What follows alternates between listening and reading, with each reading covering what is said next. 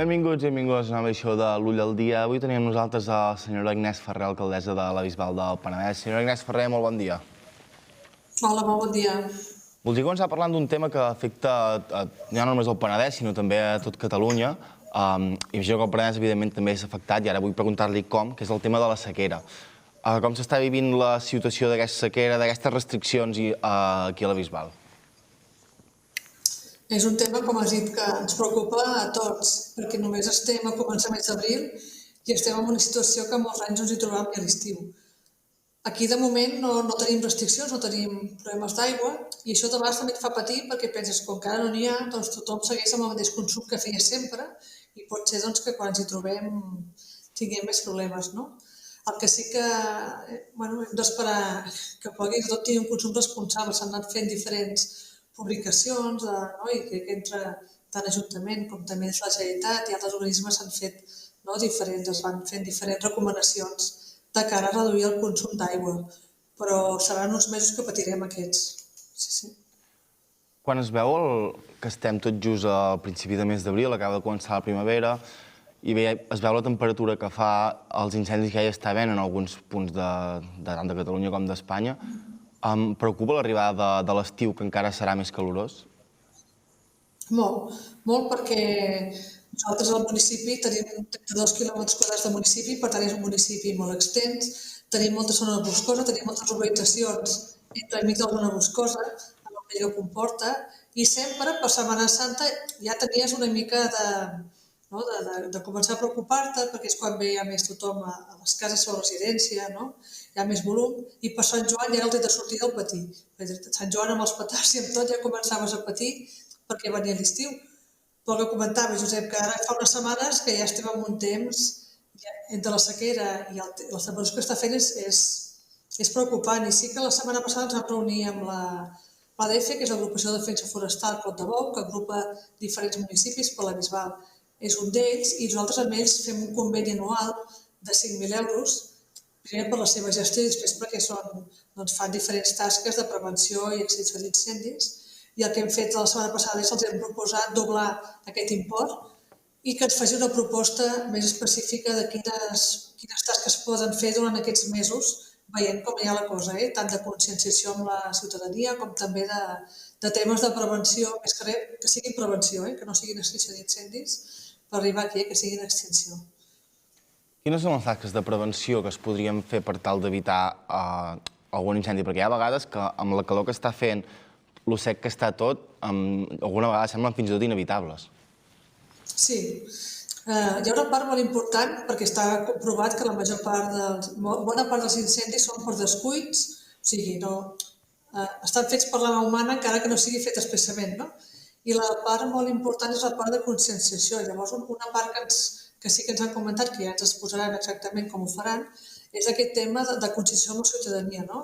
Aquí és un lloc que fa molt de vent, per tant encara propicia més els incendis, tot el tema de barbacoes, encara que sigui dins la parcel·la de casa, o el tema de les gorilles, que es llencen moltes vegades per la finestra encara ara, o el tema de petards per diferents celebracions. O sigui, hi ha un tema molt important de conscienciació a la ciutadania, i després també el que es vol fer és un tema també arribats al cas, que esperem que no arribi, com actuar en cas que es produeixi un incendi, sobretot en aquests habitatges que estan més en zona boscosa. Sí que a part, nosaltres ara també estem en consulta pública, en una part de consulta pública d'una ordenança que volem fer tenim ja un esborrany de les parcel·les que no estan edificades, i per tant és com si tingués un trosset de bosc al costat de casa teva, amb el perill que comporta. Llavors són diferents mesures que sumades és el que ens poden fer més ajuda de cara a la prevenció. El tema de les parcel·les, si no m'equivoco, era un tema que havíem comentat alguna vegada, que a vostès els hi preocupava. Quan han vist aquesta calor que ha fet, ha sigut quan s'ha accelerat tot o ja estava previst que aquest esborrany estigués a punt més o menys per aquestes dates? No, estava previst, i el que vam fer va ser que el mes de gener vam contractar, perquè, clar, aquí tampoc s'ha de fer una ordenança i ja està, sinó que després s'ha de complir i has de tenir els mitjans per complir-la. I el que vam fer va ser, vam fer un contracte menor amb una persona aquí a la Bisbal perquè ens fes un inventari de totes les parcel·les que tenim en aquesta situació, saber el volum que tenim d'aquestes parcel·les i que ens fes una proposta d'ordenança, de manera que se seguirà el que diu la llei, que és enviar una carta als propietaris, si durant un temps raonable no ho netegen, es fa un segon avís, però en el cas que no ho facin, en el cas que no ho netegin, sí que l'Ajuntament, de manera subsidiària, el que fa és netejar aquesta parcel·la i enviar el cost al propietari. Però la llei, ja sí que hi ha un tema que t'ho fa endarrerir, no? Que és que la llei sí que et diu que per allà ordenança nova has de fer una consulta pública prèvia amb la proposta que tu has fet d'ordenança. Llavors ara estem en aquest termini de consulta prèvia amb la proposta d'ordenança. Una vegada s'acabi ja podrem aprovar per ple, que passi el temps i ja executar-la. Confiem que això arribi abans de l'estiu, perquè sí que és cert que, tal com està la situació amb la falta de pluja, aquest estiu serà més perillós que mai, té pinta almenys. Sí. No crec que estigui abans, o sigui, aprovada potser sí, però executada no, perquè primer has de fer els corresponents avisos. Tot i així, és veritat que hi ha una part de persones que sí que la netegen, la propietat. Vull dir que no és que tothom que té una parcel·la sense edificar la deixi ja abandonada, sinó que sí que hi ha persones que la netegen. Això sí.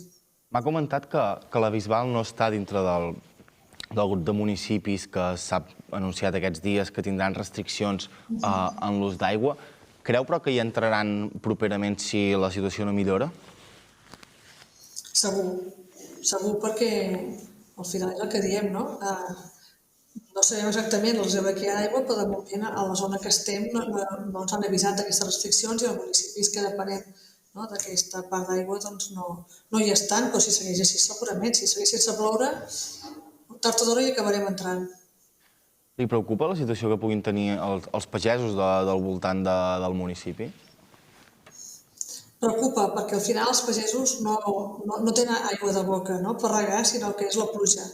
I ens vam trobar l'any passat que la collita sobre d'olives era molt petita, sí que va ser de qualitat, però hi havia molt poc, pesaven molt poc perquè no havia plogut quan tocava perquè poguessin fer el seu creixement.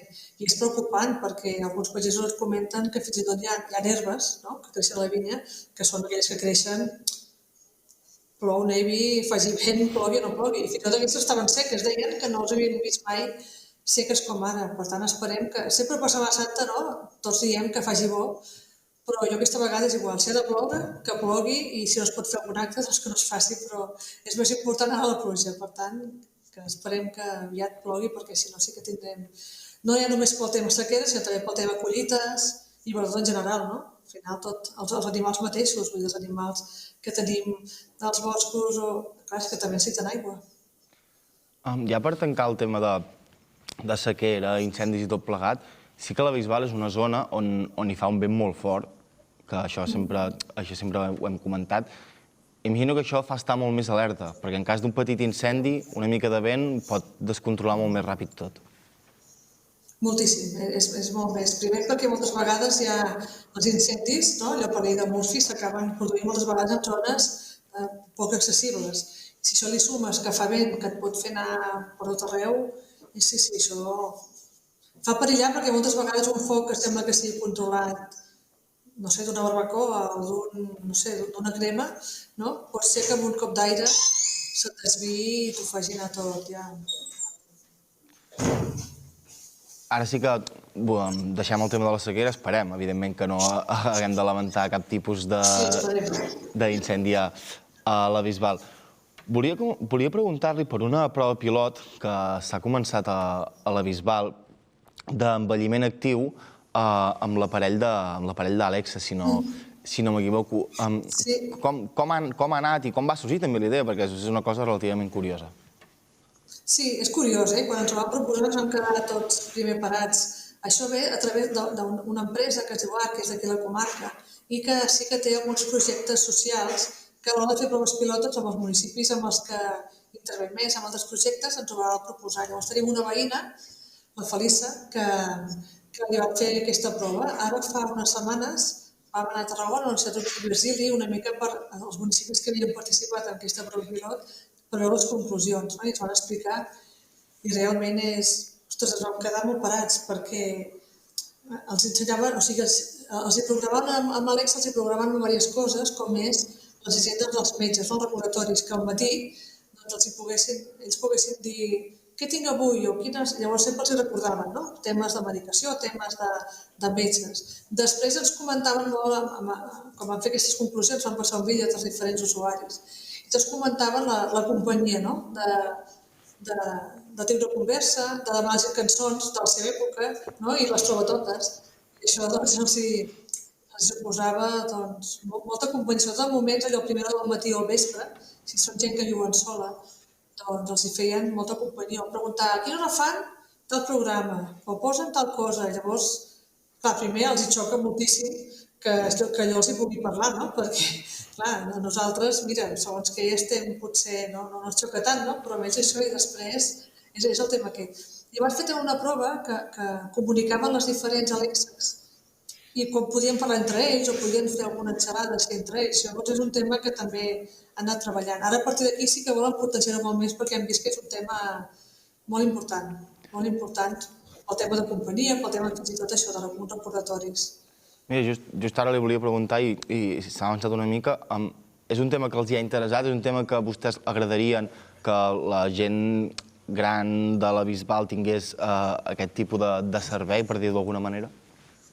Sí, amb aquesta entitat ja vam parlar que seguiríem cap aquí, que podríem comptar també amb la Bisbal, perquè no és només instal·lar l'Alex allà, sinó que des d'aquesta entitat el que fan és també això, el tema de recordatoris o algun tema similar que es pugui posar en totes, per fer una mica de seguiment també, i sí, ja vam mostrar l'interès.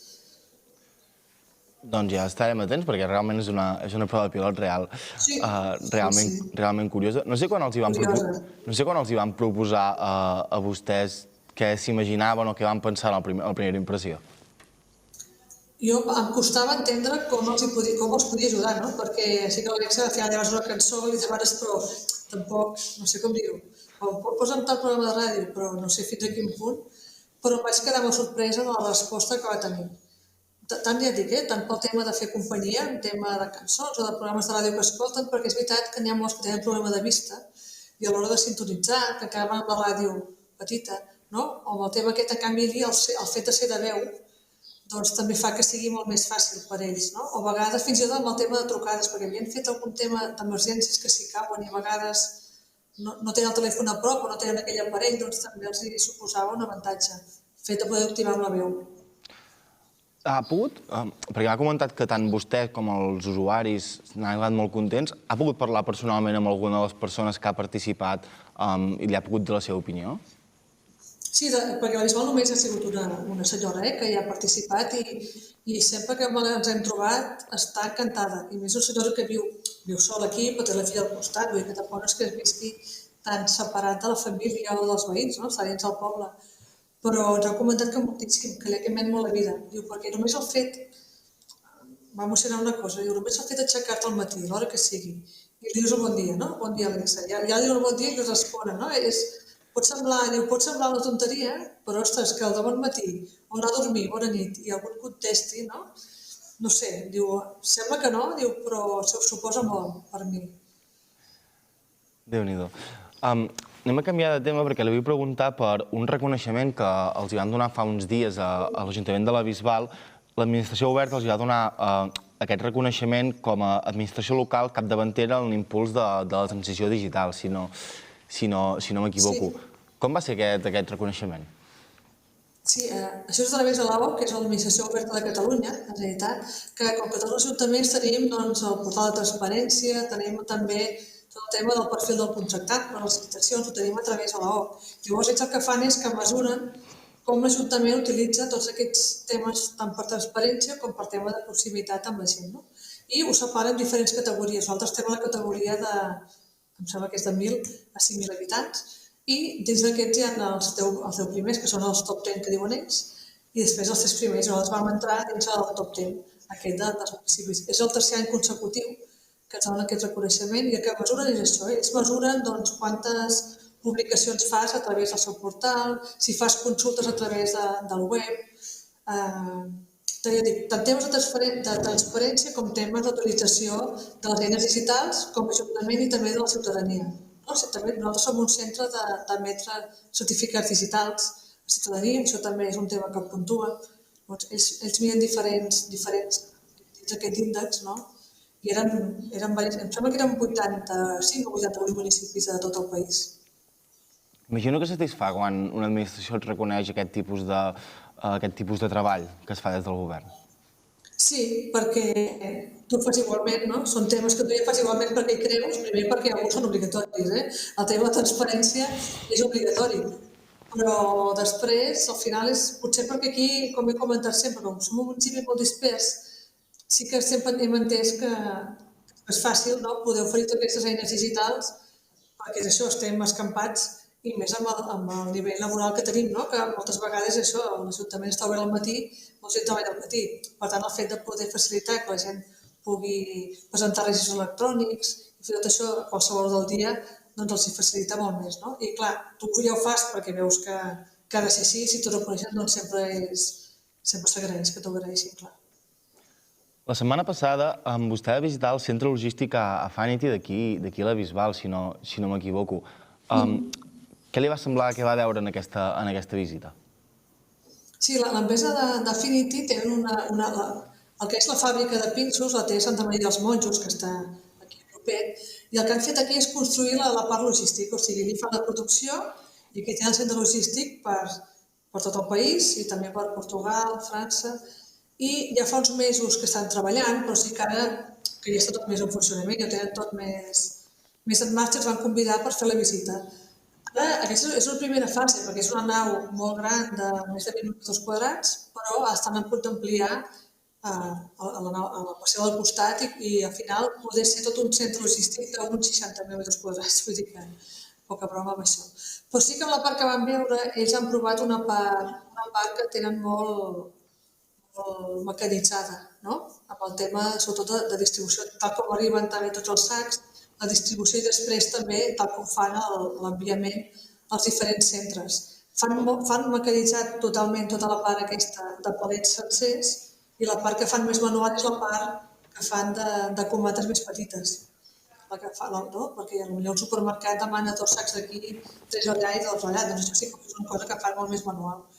Però és molt impressionant, quan visites empreses d'aquestes que tenen tota la part mecanitzada, però tenen tota la part humana també de producció i és molt interessant.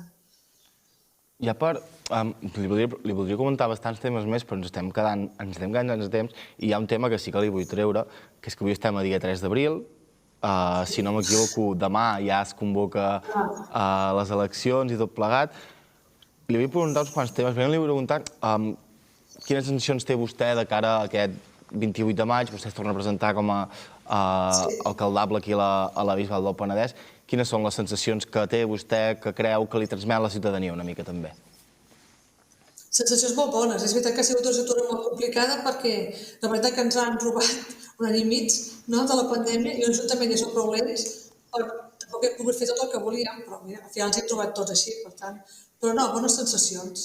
Al final tenim bones sensacions amb la gent, el que ens van transmetent, vam presentar la llista dissabte passat i hi havia molta gent, vull dir que la veritat és que molt bé.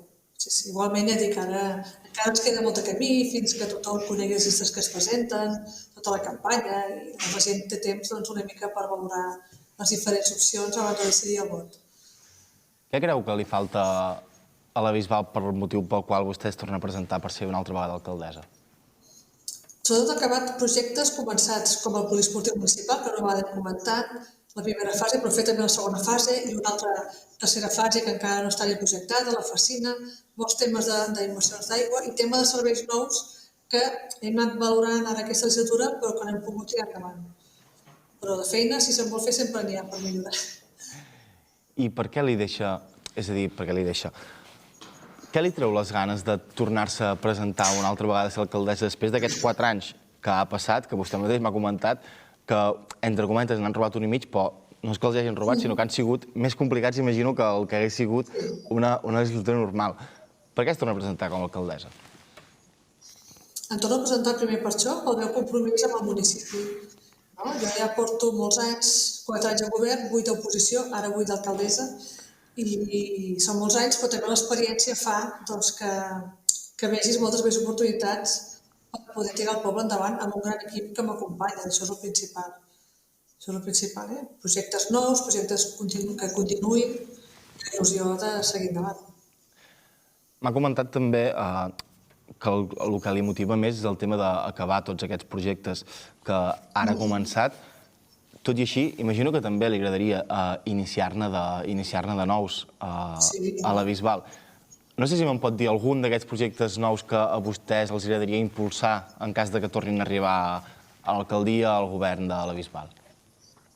Un és, com he dit abans, o sigui, la fase 1 i 2 del poliesportiu sí que estan en projecte, però hi ha una fase d'ampliació amb serveis nous, que aquesta no està ja projectada, i aquesta és una que ens fa especialment il·lusió.